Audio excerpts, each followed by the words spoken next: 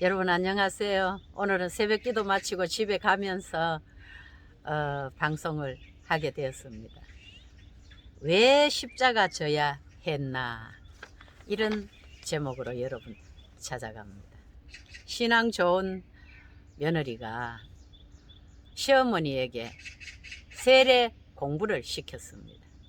어머니, 목사님께서 왜 예수님이 십자가에 못 박혀 죽으셨느냐고 물으실 겁니다. 그러면 내 죄 때문에 예수님이 십자가에 못 박혀 죽으셨다고 그렇게 대답을 해야 세례 문답 교육을 통과하고 세례를 받습니다. 그렇게 교육을 단단히 시켰습니다. 진짜 목사님께서 성도님, 예수님께서 왜 십자가에 못 박혀 죽으셨지요? 물었습니다. 아, 그건 내가 잘 안다고. 우리 며느리 죄 때문에 예수님이 십자가에 못 박혀 죽으셨다고 그렇게 대답을 했다는 참 웃지 못할 그런 이야기가 있습니다. 여러분은 예수님이 왜 십자가에 못 박혀 죽으셨다고 생각하세요? 신앙 교육, 세례 교육 시키면서 어머니, 내 죄 때문에라고 가르쳤더니 그 며느리 죄 때문인가요? 바로 나의 죄 때문인가요? 이것을 우리가 분명히 알아야 합니다. 예수님은 온 인류의 죄를 대신해서 십자가에 못 박혀 죽으셨는데 그것을 나에게 적용을 시켜야 됩니다. 내 죄 때문에 예수님은 십자가에 못 박혀 죽으셨습니다. 우리가 신앙생활을 잘 하려면 성경을 바로 알고 바로 믿고 순종하며 살아야 합니다. 예수님이 동정녀 마리아 뱃속에 성령으로 잉태되신 것을 믿고 또 내 죄 때문에 예수님이 대신 십자가에 고난당하시고 못 박혀 죽으시고 또 3일 만에 살아나신 이 사실을 확실하게 믿어야 됩니다. 살아나신 예수님은 40일 동안 제자들과 함께 많은 사람들에게 부활하신 모습으로 나타나시고는 천국 복음을 전하시고 또 하늘나라로 승천하셨습니다. 이제 승천하신 예수님은 다시 이 땅의 심판주로 오셔서 믿는 자와 믿지 않는 자들을 심판하시고 이제는 주님이 예비하신 영원한 천국으로 우리를 인도하셔서 예수님을 믿고 죄사함 받은 영혼들은 그 천국에서 영원히 살게 하시는 것입니다. 이것을 압축을 한다면 예수님의 성육신 우리가 믿어야 할 것이, 그리고 예수님의 고난, 십자가, 부활, 승천, 재림, 천국, 이것을 믿어야 합니다. 이것이 하나님께서 우리 인간을 향하신 사랑입니다. 성경, 두꺼운 성경을 한 구절로 압축을 한다면 요한복음 3장 16절입니다. 제가 청춘교실 실버대학에서 어르신들한테 가르칠 때 이렇게 요한복음 이렇게 요자를 만들어라 하고 요한복음 그래서 3장 하고 16절 이렇게 가르칩니다. 그 어른들은 이 손가락이 잘 안 돌아갈 수도 있거든요. 요한복음 3장 16절 이것도 치매 예방의 운동이기 때문에 그렇게 제가 단단히 가르쳤습니다. 하나님은 우리를 사랑하셔서 하나님이 세상을 이처럼 사랑하사 독생자를 주셨으니 이는 저를 믿는 자마다 멸망하지 않고 영생을 얻게 하려 하심이라. 한마디로 성경 전체를 압축을 한다면 사랑이 나옵니다. 엑기스가, 성경의 엑기스가 사랑이고 하나님은 사랑이십니다. 우리가 수많은 죄를 지으며 살아왔고 앞으로도 어떤 죄를 지으며 살게 될지 모르지만 예수님은 십자가에서 연약한 우리 인생들의 이러함을 알고 대신 십자가에 못 박혀 죽으시고 부활하신 것입니다. 그래서 우리는 주님의 십자가 구속의 은혜에 늘 감사하며 내 몫에 태인 십자가를 내가 잘 지고 주님 따라야 합니다. 그래서 우리는 날마다 주의 은혜를 찬송하고 주의 은혜를 구하며 주의 은혜 아래 살면서 내가 죽는 연습을 날마다 해야 합니다. 막상 결혼을 하고 보니 연애할 때와는 다른 사람하고 살게 되는 느낌을 가질 때가 있습니다. 사소한 것 때문에 마찰이 생깁니다. 그러다 보면 잔소리도 하게 되고 서로가 듣기 싫은 소리도 하게 됩니다.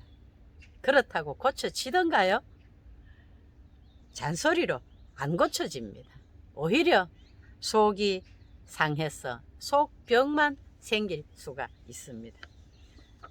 들은 소리는 있어서 십자가를 지고 나를 따르라고 하니 그 남편을 십자가라고 하면 안 되지요.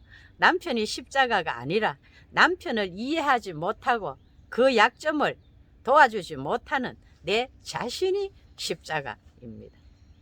더군다나 남자는 인정받고자 하는 욕구가 강하기 때문에 잘못하는 것 하나 지적한다든지 잔소리하면 오히려 더 나빠지고 전혀 도움이 되지 않습니다. 그런 부분을 서로가 수용하고 이해하며 오히려 나를 다스리고 져주는 것이 내가 죽는 것이고 십자가를 지는 것입니다. 왜 내가 죽어야 하나요? 예수님을 믿는다면 주인을 바꿨잖아요. 나 같은 죄인도 사랑하시고 용납하신 주님이 내 삶의 주인이시라면 주인이 원하시는 대로 살아야 하지 않겠습니까? 내가 펄펄 살아서 내 하고 싶은 행동 다 하고 내가 하고 싶은 말 다 하고 살면 이 심령에 평강이 없습니다. 내가 지는 것이 이기는 것이고 내가 져줄 때 하나님이 주시는 평강이 우리 마음 가운데 자리하게 되는 것입니다. 그 사람의 말이나 행동에 대해서 비난하고 비판하고 옳고 그름을 따져 들면 관계에 금이 갑니다. 그런 반응은 내가 내 인생의 주인이 되고 있다는 증거입니다. 내가 죽어야 합니다. 내가 죽고 예수님을 주인으로 모시고 살다가 천국에서 영원히 살게 하시려고 예수님이 죽으셨습니다. 그 예수님을 내 삶의 주인으로 받아들였다면 상대의 약점에 대해서도 이해하고 도리어 그를 측은히 여기고 도와주는 것이 내가 잘 죽는 것입니다. 그래서 사도 바울도 날마다 죽노라 그렇게 고백한 것입니다. 내가 죽으면 다 됩니다. 내가 죽는다는 것은 내가 져준다는 것입니다. 아, 그랬구나. 그럴 수도 있지. 내가 이해하지 못했구나. 낮아지고 상대를 받아주는 것이 내 몫에 태인 십자가입니다.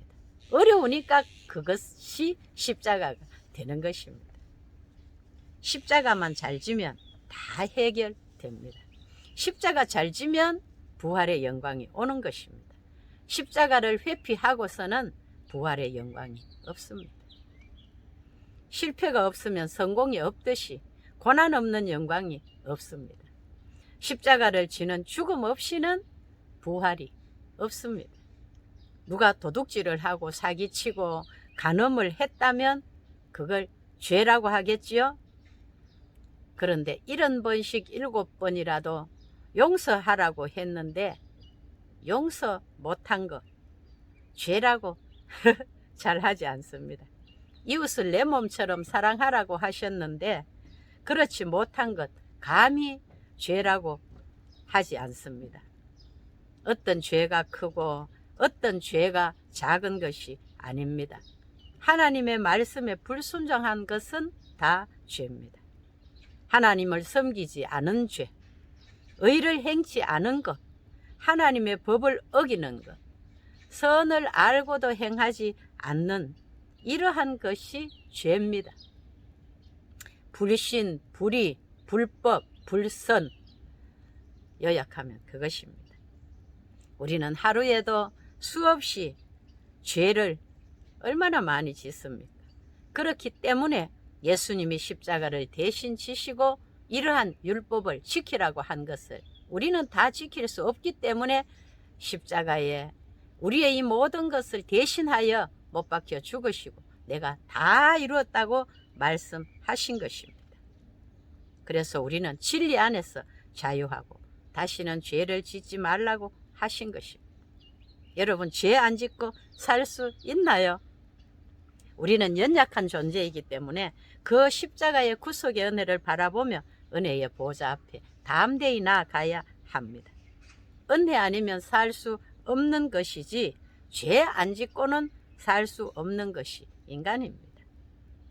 그러므로 우리가 십자가 앞에 나아가 주님 흘리신 보혈로 날마다 죄를 짓고 주의 긍휼을 구해야 하는 것입니다. 죽는 것이 사는 길입니다. 죽는다는 것은 주님의 십자가를 바로 알고 바로 믿음으로 산다는 증거입니다. 죽는다는 것은 예수님의 고난에 내가 동참한다는 뜻입니다. 죽는다는 것은 예수님을 내 삶의 주인으로 모셨다는 증거입니다. 날마다 나는 죽고 나를 위해 죽으신 예수님을 위해 사는 삶을 살아갑시다. 그 예수님이 책임지는 인생을 살아갑시다. 부활의 소망과 부활의 능력 안에서 살며 승리하시는 저와 여러분들이 되시기를 우리 주 예수님 이름으로 기도합니다. 아멘. 야외에서 오늘 이렇게 녹화를 해보니까 아주 새로운 기분입니다. 우리 교회 뒤쪽에 이렇게 아주 좋은 곳이 있습니다. 앞으로도 종종 여기 와야 되겠습니다. 감사합니다. 좋은 일이 일어납니다.